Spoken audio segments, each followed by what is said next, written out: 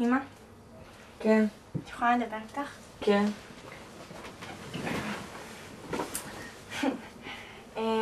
אני רוצה לדבר איתך כאילו על משהו שלא נראה לי דיברנו עליו הרבה, וזה הרוב כאילו על הגירושין של האח ושל אבא, שכאילו מאז שבאנו לארץ עשינו עלייה, ואת יודעת, זה היה לנו מאוד קשה כי באנו לארץ חדשה, והשפה והחברה והכל, ולא מספיק זה, אז היה פתאום הסבתא היא חלתה, והיה לנו מאוד קשה, במיוחד לי ולך. ראיתי את זה והכל ועזרתי לך לטפל בסבתא, ובדיוק אחרי שהיא, לא הרבה זמן אחרי שהיא נפטרה, אני זוכרת אפילו את אותו יום בכיתה ט' שאני הלכתי לבית ספר, התחלתי, אתם הלכתם לרבנות והתגרשתם, וזה כאילו, זה, כאילו, it's like more package on כאילו, יותר כזה, יותר עלינו כזה דברים, וכאילו, לא יודעת, רציתי לדעת כזה, כאילו, את לא חושבת שאי פעם זה כאילו גם באיזשהו מקום גם פגע בנו, כאילו, ברור שזה יפגע, אבל כאילו, טוב, תמיד גירושים פוגעים, הילדים בסופו של דבר נפגעים, כי תמיד ילדים רוצים בית מושלם עם אבא ואמא, אבל אני חושבת שכל המעבר הזה שחזרנו לישראל היה קשה לכולנו, לכם, כמו שלכם היה קשה מאוד עם בתי הספר ועם החברים והכל. גם אבא ואני באיזשהו מקום היינו צריכים למצוא את עצמנו, גם אנחנו בעצם היינו כמו עולים חדשים, אמנם שנינו ישראלים ונולדנו בארץ, אבל אחרי 20 שנה שאת נמצאת במדינה אחרת, זה בדיוק כמעט כמו להיות עולה חדש, ואיכשהו זה יוצא בצף שאבא לא רצה להיות בו, אז החלטנו שאם זה לא זה, אז ניפרד. ואני יודעת שזה, כמובן שזה הכל היה כל כך קשה, גם עליי, גם עליכם, אבל לפעמים מדברים קשים צומחים דברים טובים. מאיפה עלית? מניו ג'רזי. ואיך זה היה כאילו לבוא from New Jersey to חיפה? It was hard in the beginning, כאילו בהתחלה זה כן היה, זה לא היה פשוט. גם פחדתי כאילו איך זה יהיה וזה, כאילו לא ידעתי עברית כל כך טוב. אבל לאט לאט למדתי והכרתי אנשים. אבל זה כן היה קשה בהתחלה, גם מבחינה לימודית. היה לי מאוד קשה פתאום לקבל ציונים נמוכים, כי בארצות הברית קיבלתי ציונים גבוהים, ואז פתאום לקבל כאילו 60, 50 ומטה, זה היה קשה. פה זה שונה. פה באתי בארץ, הייתי בשוק טוטלי. איך לא מצביעים, צועקים. כאילו, יש כאלה שאני כבר לא מדברת איתם הרבה זמן. כאילו, את יודעת, they're in their world and you're in your world, and in a way, את לא בעולם הזה. And you change and they change. כן, את לא בעולם הזה, אבל הם כן, וכאילו, את מרגישה כזה לבד באמצע, כי הם בחיים שלהם, את בחיים, וכל החברה שתמצאת בחיים שלהם, ואת לבד ביניהם, and like you're being torn into two pieces and you don't know where to go. אנחנו עכשיו כאילו בדרך לרעננה, לפגוש את ספיר, ואנחנו עוד מעט שעה נראה לי. מתרגשת? אנחנו עושים מפגש מרגש היום, ישראל ארצות הברית.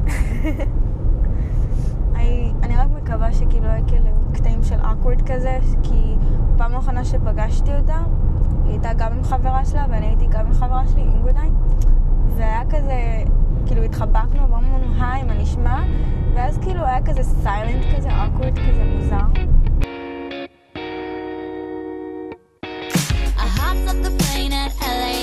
With a dream, my cardigan. Welcome to the land of fame excess. Am I gonna fit in? Jumped in a cab, here I am for the first time. For me, it was like really, really hard because I think I was like shocked when I came. And I really had a hard time like making friends. Like I always like after you came, I always thought like from Facebook and I saw stuff and like it looked as if you were having such a better time and easier time. No, of like, course not. Of course I had hard times. You were just luckier than I was because like you came to like Ranana, which is like the place of Americans, and I came to like Haifa. And just like only a year after I came, there was another Americans, and like now we're only like 2 Americans who were really born there. Like, like it's like a different. Like I came into like a total different culture. We both came into, but like you were, I think like, and it's still in your little bubble box. I don't know how to say, in your little house. Well, like, kind of, a little bit. Like I don't know. My whole family is Israeli, so I'm not really American. But also ours, but it's different from like there and here. Of course, but you were always like more Israeli than I was, I think. Really? Yeah, so I think never Haifa felt- it matches you more. Really? It's more like Israeli. It's more like guess. down to the core. I like this place, and I don't even want to go back. Like I used to always say, like, yeah, after high school, I'm gonna go back. I'm gonna do a college. I'm gonna have a family. Da da da. Like my brother went there, and he after he finished IDC, he's 22 right now. He went there this summer, and he came back a few months ago, and he's making aliyah. אני ממש ממש רוצה בישראל, ואני לא סתם אומרת את זה, אווירה הכי טובה. יום עצמאות, אומייגאד. קיצור, ישראל זה המקום.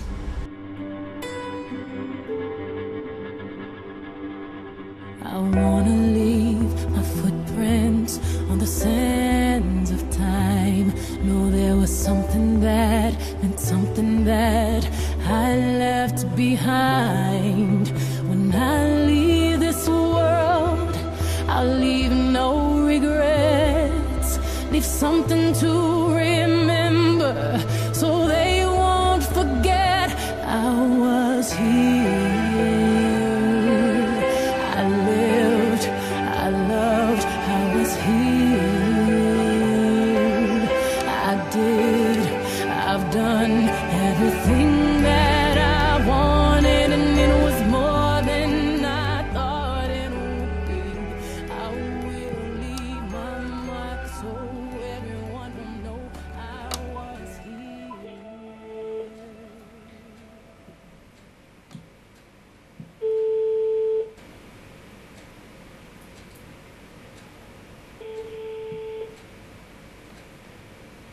הלו, היי אבא, רציתי לדבר איתך על כל מיני דברים, כאילו מאז שעלינו לארץ, העלייה שלנו, מהגירושים שלך ושל אמא, וכאילו איך זה הכל, כשבאנו לארץ, אז הכל כאילו חשבנו שהכל יהיה בסדר, וכאילו הרוב, פשוט מאז שבאנו לארץ, כאילו הכל התפרק. Like you left us, it's just like that you left us. I mean, we know that you love us and that you care in your own way, but still, it's like, you know, we're kids, and especially now when we're teenagers, we also need a father. So Ariel needs a father. Avia and I, we all need you, and at least like the little effort, the little, you know, the first little step, it feels like you won't. It never happened, from your side, and it's like we're always like disappointed because we're always disappointed because we always think, okay, maybe he'll try a little better this time, or when we speak to you we say, hey, he's like speaking to us now. listen, Bob, don't forget, after I'm divorced from your mom, אני הייתי הבא הרבה לבקר אתכם. אבל... לא, את זה אני לא שוכחת. זה פשוט אנחנו... הרגשתי התרחקות, ככל שהזמן עובר, הרגשתי התרחקות גם מכם וגם מאמא בכללית, כבר אני גרוש ממנה, אבל הרגשתי התרחקות מנוכרת מסוימת, וזהו, I find myself lonely, like, you know. ואז מצאתי שטוב לי להיות לבד. בלי להרגיש את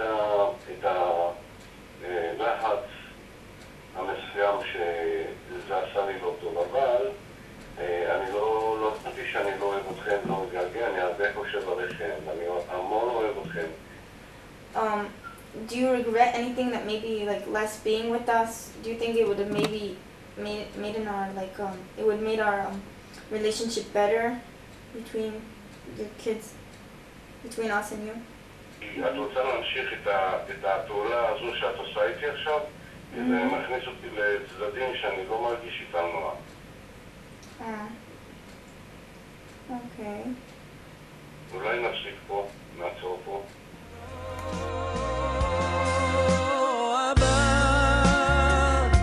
על הדרכים שכה אהבת לטפח, אני הלכתי וניסיתי לנצח, ולא תמיד הבנתי איך, כי לא הכל הולך, אני שונה ממך אבל מאוד כמוך.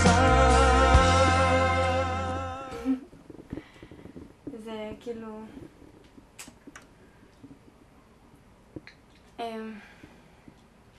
בגירושים, I was... I see it in Hebrew. אני נראה לי ממש נפגעתי, ראיתי מכולם, כי ידעתי מה קורה יותר מילדים שהם יותר קטנים. וכאילו, my temptation, הציפיות שלי, אז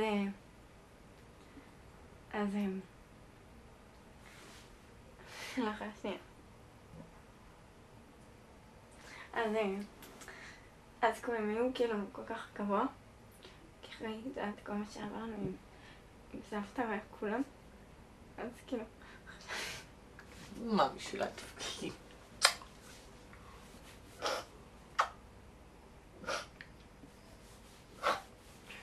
די.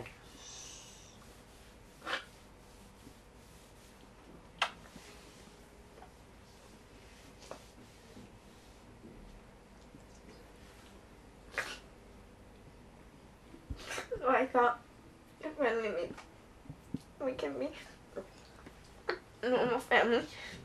כאילו, we can be, after all we've been through together. And after, like, I remember when I came to Israel, I mean, after I used to cry every day, wishing and writing. I remember even writing in my diary that I want to be with my friends and I want to go back. And it's really hard, and then I miss my everything there. And especially after Safta died. Then I mean, she was so close to me and to you. And it feels like somebody ripped my heart, and then you guys got divorced. And then it's like somebody just exploded my heart out. I mean, I don't know that she died. And then you guys divorced, and then all what happened. Anyway, and you know, בחברה שלי בכיתה, באותו שנה גם, בכיתה ח' אולי, היה לי ממש קשה. ופסור לי לבכות. אמרתי שאני לא אבכה. זה בסדר. להפך, מותר לך לבכות, להוציא את הכל. זה בסדר ממש. כי בשירים בפנים זה לא טוב. כשמוציאים הכל, אנחנו מרגישים אחר כך התארות.